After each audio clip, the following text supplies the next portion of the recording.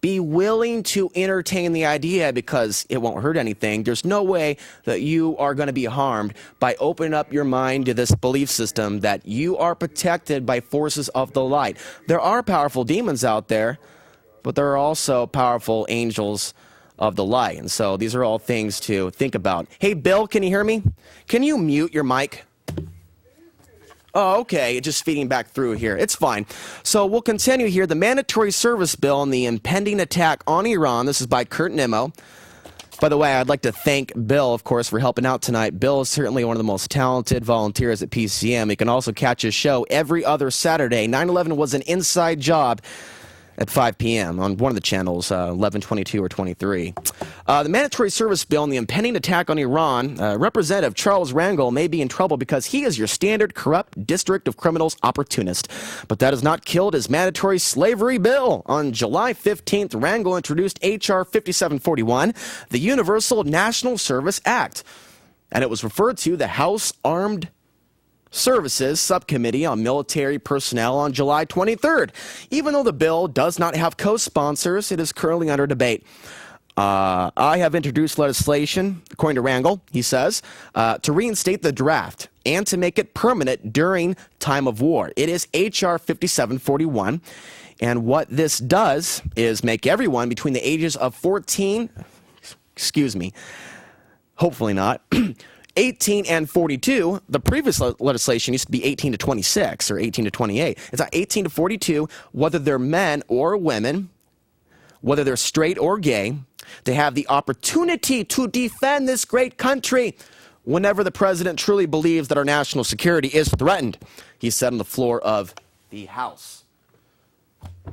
Rangel specifically said the legislation is designed to be used during a time of war. Well, we're getting pretty close to a time of another war. On the day before Rangel's slavery bill went to the House Armed Services Subcommittee on Military Personnel, Texas Representative Louis Bueller introduced House Resolution 1553. It has since been referred to the Committee on Foreign Affairs. We are moving towards the end of our news script tonight. We'll also try to get into this Portland Tribune article in the amount of time that we have left, but we are going to make some time available for one more phone call, 503-288-4442. Bill, we're going to quote these slightly faster than the other reports. Gulf residents, but I'll slow down enough so you can understand the words that are coming out of my mouth. I know I talk very fast.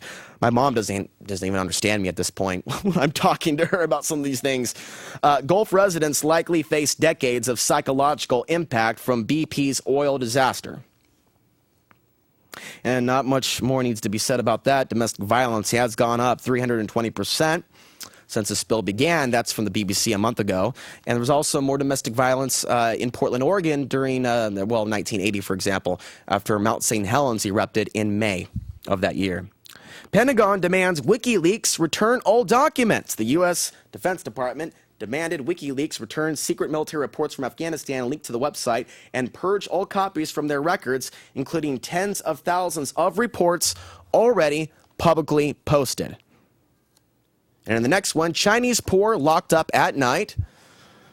Gated villages in China have always been symbols of affluence, spaces where the rich protected themselves from criminals and other desirables. But now the poor in Beijing are being locked inside their neighborhoods at night between 11 p.m. and dawn. Laureen Gray, who is a friend of mine on Facebook, she made this comment, and so I'm going to pass this on. She certainly hits it right on the head. I've been through this situation myself, having my car towed about a month ago because I couldn't keep up insurance and tags. There's a curfew on the poor in America, too. Don't believe me? Drive a crappy car around town after midnight and see how far you get before they run your plate. Those new cruisers, just automatic. The computer does it for them. Or just live in a poor neighborhood and wait for the police to drive by and run your plate, then knock on your door. You can figure out where the poor are by paying attention to where the police are. North Portland, where I currently live now, is occupied territory. All Americans are equal, but some Americans are more equal than others. Very well said, Lorraine. ICE holding cells on Portland waterfront? Question mark. We are now talking about some news affecting you right here at your doorstep. Immigration officials have revealed a plan to create holding cells in Portland's slowly up and coming South waterfront neighborhood. In the next report, yes, they've been asking this question for years. Who are we going to sell the Wapato jail to? I'm concerned this could be a FEMA camp in the future. Multnomah County officials want the city to change the rules around how the empty Wapato jail can be used. Change the rules and sell it. The taxpayers here locally paid $58 million to build this. It opened in 2004. Now they're sad because they don't have the money to put more people in jail. Oh, I'll just sell it to somebody else. Oregon National Guard continues partnership with Bangladesh. That's the next report. Members of the Oregon National Guard and the Port of Portland will travel to Bangladesh in early August in support of the State Partnership Program. Yes, more mixing, working with foreign troops. Don't forget about that military base in Idaho that the Singaporeans are actually living. They're actually Singaporean jet fighters that are actually being trained in Idaho. And Singapore, they are allies with China. So there is some really strange stuff brewing there. One more report, then let's take this phone call. A 7-year-old girl got busted by county health inspectors in Oregon for selling lemonade without a health permit.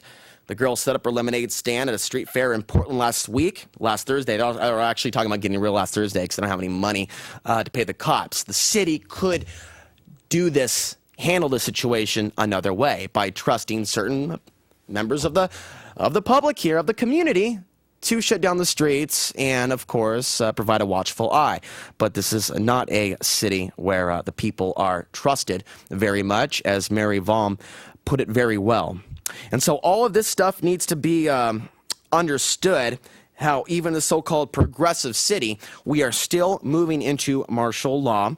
And the contingency plans that Potter set forth when he was here, top off 4 black helicopters. Adams has done nothing to stop that and just sat there and glared at me when I went to city council 3 months ago to bring up the issue. So here we have this national story. Portland is definitely on the map, and we've got the Portland Tribune breaking the gang chain. And, of course, there are some articles here not only about the growing gang problem here, but also this particular report as well, which I have mentioned several times on the show. Sex trafficking is our new enemy. But the bigger enemy than that is the apathy and the mentality of, as long as it doesn't happen to me, I don't have to worry about that. And so with that, let's go ahead and take the next phone call, last phone call. And we will be done in just a moment or two. Go ahead, caller. Yeah, am I on? Hello, you're on the air. Yes, okay. I've met you before, Alex, a while back. I live in a seniors building, low income. And I'll tell you, a lot of these buildings That's unfortunate. We have about 15 seconds. I'm sorry, sir, but I want to take that phone call. It's a little bit of an explanation. But at any rate, sorry about that. I'm sorry I couldn't take your phone call, sir. Call back next week, and I'll make sure that we talk a little bit on air. Okay. Until next week, ladies and gentlemen, and thank you for joining me tonight. Pass the show on to others. The path to the ultimate truth still lies in one place. It lies within. Good night.